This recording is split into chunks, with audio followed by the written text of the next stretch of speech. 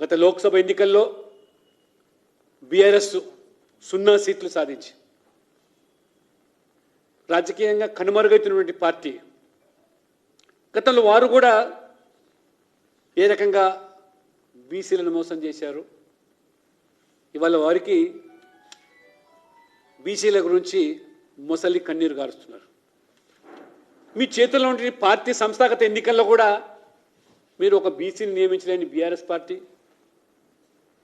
మీ చేతుల్లో ఉన్నటువంటి నామినేటెడ్ మంత్రి పదవులు ఇవ్వలేని బీఆర్ఎస్ పార్టీ, ఇవాళ మీరు మరి బీజేపీని విమర్శించడం దెయ్యాలు వేదాలు వెలిచినట్టుగా ఉన్నది. నేను ఇవాళ రేవంత్ రెడ్డి గారిని అడుగుతున్నాను, నీకు అంత ప్రేమ, నేను అంత చిత్తశుద్ధి మీకు బీసీల పట్ల ఉన్నట్టయితే బీసీ మేధావులు ఆలోచన చేయండి. బీసీ సంఘాలు